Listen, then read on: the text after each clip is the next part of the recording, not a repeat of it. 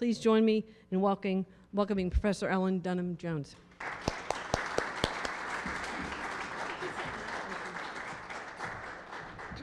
Good afternoon. I'm delighted to be here. I'm really happy to share my research with you and get to, take your questions after I pummel you with way more case studies than probably most people can absorb, especially while eating lunch. So what I do, I'm an academic. I'm the nerd.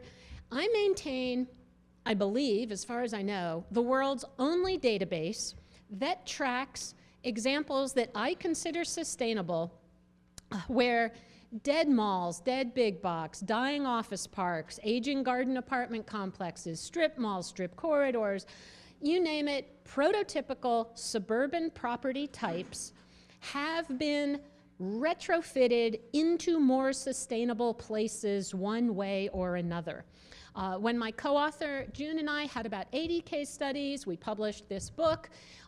We're now working on a second book because the database now has over 1,400 examples in there. I won't show all of them, but tempted as I am, I really kind of love them. But the way that because we have so many of them, I'm an urban designer. I'm trained as an architect. I really, what we focus on are really what are the design strategies that are being used to change the impacts of suburban development. So we categorize all of these examples really by, they kind of come down to three really simple urban design strategies. So the first is to simply re-inhabit the existing box with a more community-serving use. There are tons of examples of dead big boxes that have been turned into schools, libraries, churches, you name it, kinds of things, including then the occasional rather odd one. I'm not sure if it's more community-serving, but one of the most successful actually is in England, a dead mall is now where you go to play zombie paintball.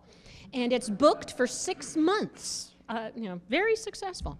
But the second strategy is where you redevelop. So demolish the box, put in a street grid, redevelop that site into, often in many cases, the downtown that that suburb never had.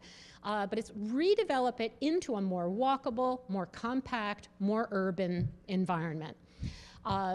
In my database, I've got about 283 enclosed shopping malls that are being retrofitted in various ways, 50 of those into downtowns. That's really one of the kind of growing areas of interest. But not every site has the market to be able to support, a new downtown. In fact, any time that a property dies or becomes really underperforming, the first question you have to ask is why? What is the market? Why has that property died? And in many cases where there's a really weak market, what can make the most sense is the third strategy, which is to re-green the site. Demolish the box, depave the parking lot, reconstruct the wetlands, put in a park, put in community gardens, and restore, do some ecological repair, because in many cases, before the Clean Water Act, it was very common to be building on top, culverting the creeks and just draining the wetlands.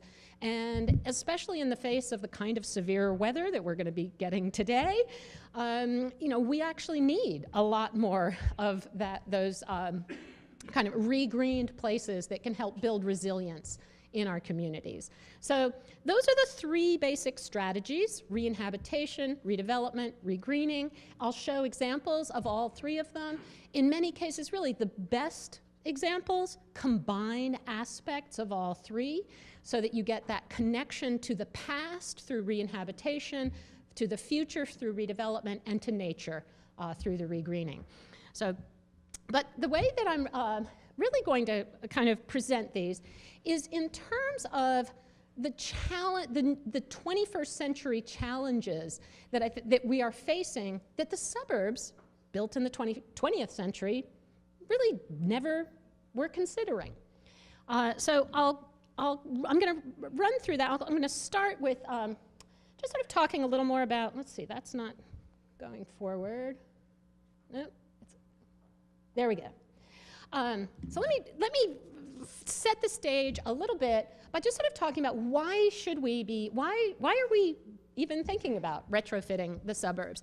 For generations, the suburbs have provided American families with access to the American dream, and a lot of those beautiful leafy suburbs, especially the pre-war ones, will maintain value for a long, long time. A lot of the post-war suburbs are frankly, the residential areas are, for the most case, still beloved places, but a lot of the commercial properties are not, and they're not aging very well. So now that we've had 60, 70 years of post-war suburban development, we're beginning to really recognize some of the unintended consequences. So I don't think I have to really run through all of the details kind of on this slide, but I will talk a little just on this issue of public health, because for the last 100 years, the suburbs, really even more, about 125 years or so, the suburbs have really been marketed as the healthy place to raise your family, because in the late 19th century, the big threat was to catch infectious diseases from the overcrowded cities. And that was a real concern. Today, infectious diseases are not our number 1 health threat. In fact, in the US, our number 1 health threat now are chronic diseases.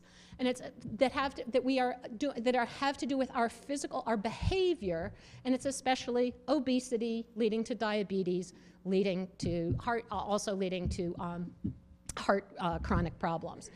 So those behavioral issues, sadly, the reality is human sprawl and suburban sprawl correlate. As people are spending more sedentary lifestyles, driving a lot, sitting at work, sitting at home, people are not as physically active, and this is really why the public health officials in general are becoming much more interested in issues like walkability and how we design our built environment, because we are seeing, obesity is at epidemic levels in the US right now. How do we integrate physical activity into people's everyday lives when the environment that we've kind of been building for most of Americans for the last 70 years essentially has weeded out the opportunities for a lot of that walkability? So all of these are issues, and I'll kind of get into them a little bit more. But it's the other, I think, we all know about traffic. I don't really need to tell you about that. But I think one of the other issues that is really kind of surprises a lot of people, we tend to think of the suburbs as very middle class, if not very affluent. Since 2005, more Americans in poverty have been living in suburbs than living in cities. And that's before the recession. Those numbers have escalated. I know in Atlanta, where I live, we are number 1 in the suburbanization of poverty, and we've seen a 162% increase in just the last 8 years. So there's a lot of new challenges that the suburbs are facing. So let's see. Okay, there we go. Now, if that wasn't depressing enough, here's also what we're increasingly surrounded by. 1/3 of our enclosed shopping malls are dead or dying. Strip malls, big box, we don't even really know exactly how many are out there, but we all know there's plenty of vacancies. We see them. The kind of new category in all of this that concerns me a great deal is the growing number of office parks that are seeing very high vacancy rates, corporate campuses that are increasingly closing because they're moving back into the cities, which is good news for the cities, but is obviously leaving a lot of suburban communities with some pretty serious tax implications and some white elephants they don't quite know what to do with. So you can either get kind of depressed, and they are depressing when you drive by these places, and they tend to depress property values adjacent to them. So you can either get really depressed when you see this kind of stuff, or if you're me, you actually look at this and say, opportunity. I get kind of, I look at these properties very seriously as these are the locations where we now have a chance to actually make suburban communities much more sustainable, much more resilient, address those needs of affordability, of jobs attraction and retention. I mean, all these kinds of issues. So, and I'm not alone in this crazy optimism. In fact, developers, the reason I have 1,400 in my database, and honestly, it could be double that if I had more time, developers have picked up on this. There's been a complete sea change. Back in the 80s was the heyday of office park building. The 70s was the heyday of mall building. Back then, the cities hadn't been invested in for over 30, 40 years. The suburbs were the sort of shiny new thing, and they were attracting a lot of development. Now, it's the reverse. The cities are where we're seeing a lot more of that new investment, that vitality. And meanwhile, a lot of these old suburban properties, they're kind of looking a little tired, out of date. They're aging and not particularly well. So what's also, though, been really driving this are major demographic shifts. We all think of the suburbs as family-focused. That's not who actually lives there. Since 2000, full two-thirds, we're even close to 70% in some metros, but two-thirds of suburban households do not have kids in them. And the reason is that you have all of these, the baby boom generation, I include myself, the baby boom generation are the babies who the post-war suburbs were built for. Most of the baby boomers have lived their entire lives in the suburbs. They raised their children, and they're empty nesters now. They're starting to face retirement, but they are still there. So there's an enormous a baby boom generation out in the suburbs, but very few of whom still have children in the home. And that, it's interesting, the baby boom generation, demographers, they like to call them the yeepies. Youthful, energetic, elderly people into everything. The baby boomers loved the privacy of their home, that suburban house, while they were raising their children. But now that the kids have gone, and as they're starting to retire, that privacy is kind of lonely. And the boomers really, when they're polled, a lot of the boomers really don't want to take care of a lawn. They want to volunteer. They want to be they want to be into everything. They want to be engaged and active. They're actually looking for a more urban lifestyle where they can walk to a lot of activities, but in their same suburban community. They want to stay near their friends, their doctors, everything else. So now, that's the sort of the boomers. The next generation is Gen X. Gen X are in their 40s or into their early 50s. The Gen Xers most of them live in the suburbs. Most of them are raising children in the suburbs. But they're a small generation. There aren't enough Gen Xers to fill all the existing single-family homes that the baby boomers will vacate. So Gen X they're just not that many. They're not tipping the needle on the number of households with children. Then after Gen X is Gen Y, the millennials, the next big generation.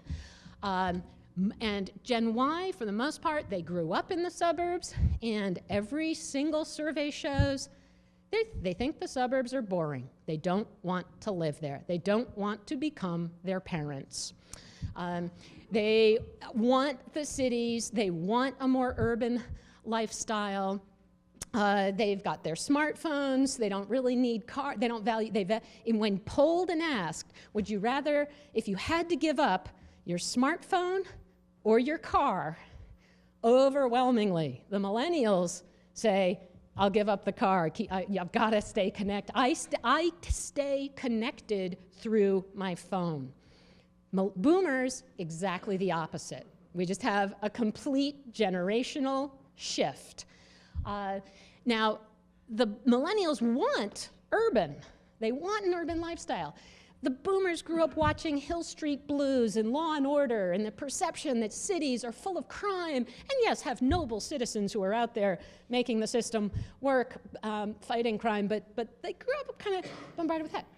Gen Y grew up watching Friends and Seinfeld. Cities are fun.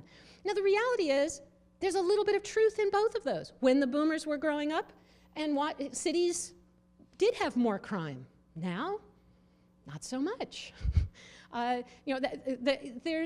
So we really see this very significant generational differences, and the millennials are starting to have children. They've delayed for quite a long time. Many of them are choosing to move into the suburbs to have access to the schools, which for the most part are still much better in the suburbs. But they're bringing their smartphones with them. They're bringing a desire for a more urban lifestyle. They're bringing their desire for places where they can be much more socially connected. They're not really coming into the suburbs because they want the privacy of the big single-family house. That is not, they're really not interested in that. So, and what's also happening with a lot of the millennials is, even though they want urban, 82% of jobs in this country are more than 3 miles from the central business district. By far, the majority of jobs are out in the suburbs. So you've got a lot of millennials who want that urban lifestyle, but their job is in the suburbs. So you basically end up with the 2 biggest demographic bubbles converging on being interested in a more urban lifestyle in a suburban location. And that's what's driving an incredible market shift. Now, what's also adding to that is kind of interesting because it's just a function of time, but is the changing literal sort of location of our suburbs, of a lot of our older suburbs. So I don't know if anyone recognizes the image there. Anybody here can tell? It's Perimeter Center in Atlanta, where I live. So now, the name alone, Perimeter Center, make up your mind. You know, what are you? This is just tells us how ambiguous this shifting landscape is. Now, the reality is, so Perimeter Center is named for the Perimeter Highway that it sits along. When it was built, land was cheap. It made sense. Just build a whole lot of surface parking lots. But now, actually, Atlanta has leapfrogged, kept sprawling. Perimeter Center actually today is the geographic center of Atlanta. So even though its mindset and its form, it was built at a time, suburban zoning codes, cheap land, all of that, its actual, it now has this incredibly valuable asset. Like a lot of those early first-ring suburbs, it now has a central location in its now expanded metro. It has the opportunity to become a more urban place if it so desires. Now, in this case, because it has a metro station, everything in this slide, outside of the mall, but everything else is being redeveloped. 10 million square feet under construction right now, all around, and all of it sort of 8 to 30-story new walkable, urban, dense, transit-served development that no one else would have expected. I mean, 10 years ago, even today still, you ask a lot of Atlantans, Can you build anything new at Perimeter Center? No, the area is completely built out. That slide is about 80% surface parking lots. If you start thinking of those surface parking lots as future building sites, there's tremendous opportunity. And that is what happens. As you get into a more urban situation, then suddenly your land, it makes sense, the value of your land goes up. It makes sense to now build the parking decks and start building on top of those parking lots. So, let's see. Oh, here we go. Still not sure where I should be aiming at this to get it to quite, it's just not moving. Yeah, can you advance this one slide? It's just not, doesn't seem to be going. I think I'm hitting the column or something. Okay, so this shift, you know, again, 40 years ago, the most valuable real estate property, the highest rents, were out in the suburbs. Today, that has completely flipped.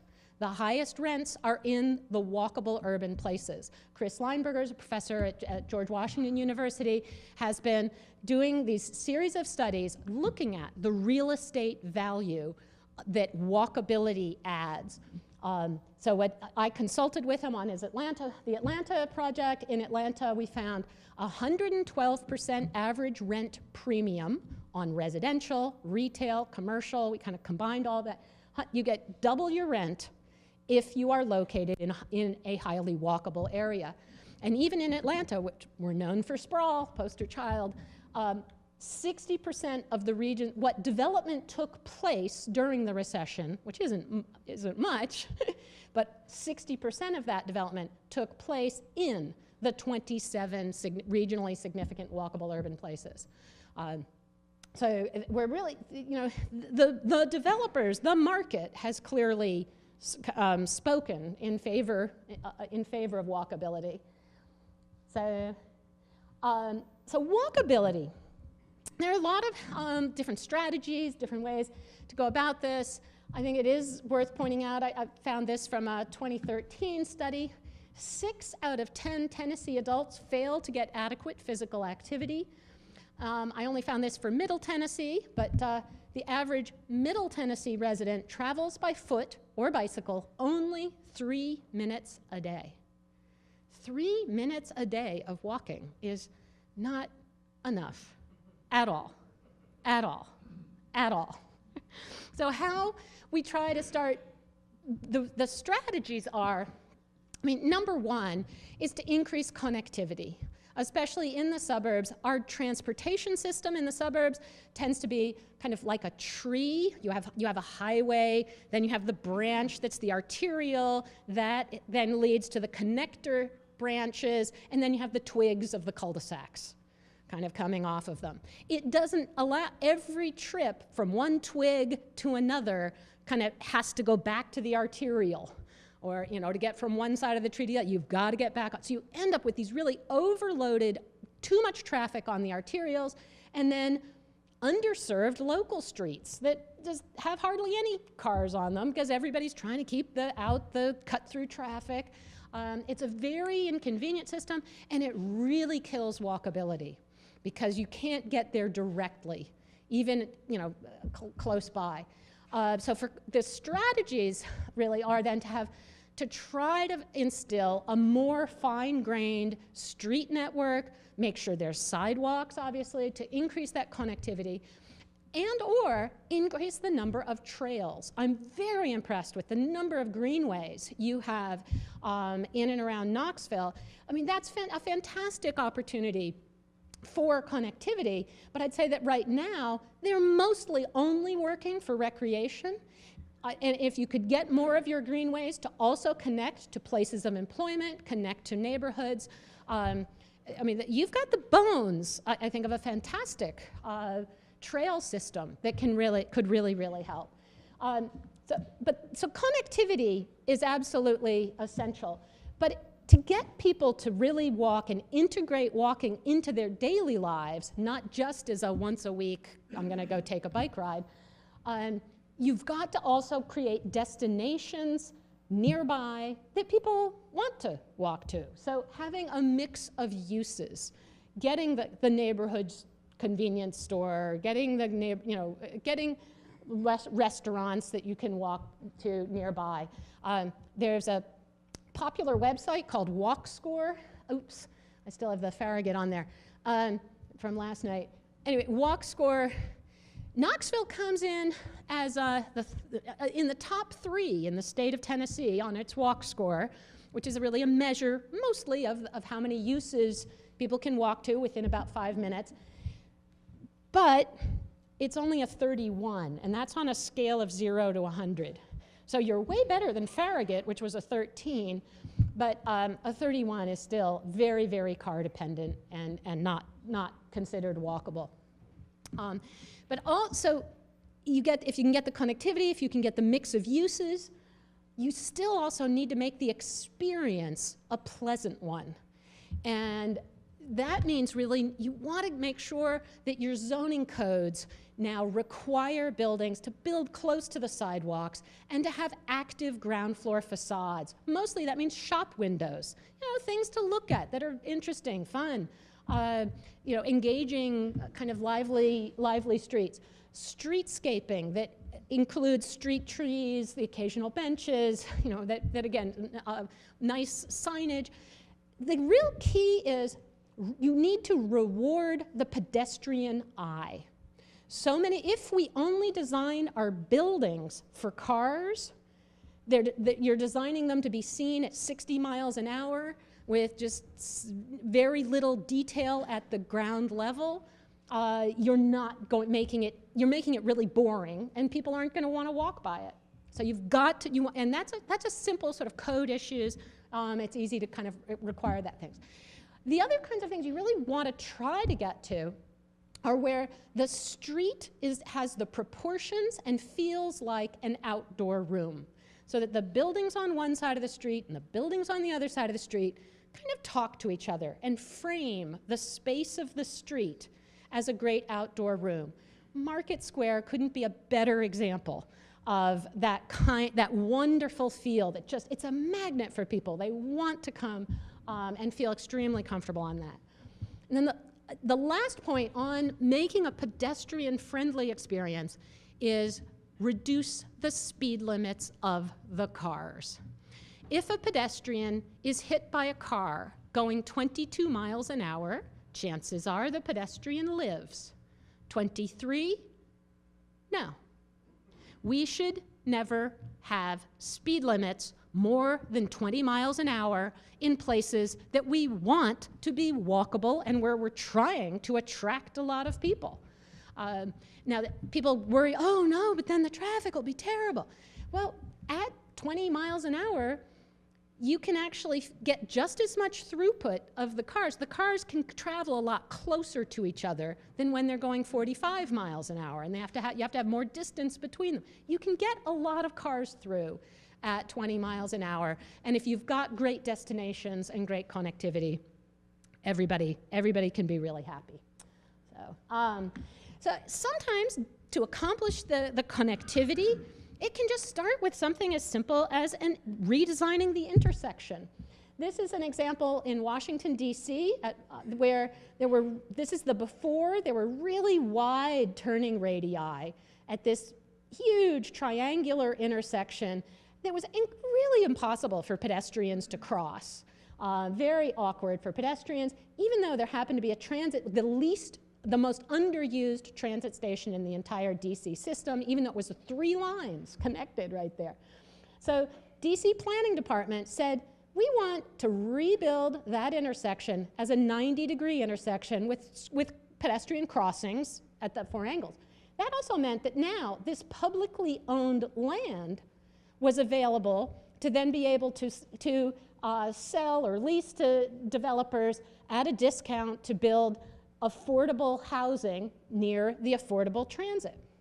The first phase has been built now. They've built the intersection, and now there's an urban housing above a Walmart, in a very urban manner, and this is coming soon with senior housing, some market rate housing, and a museum.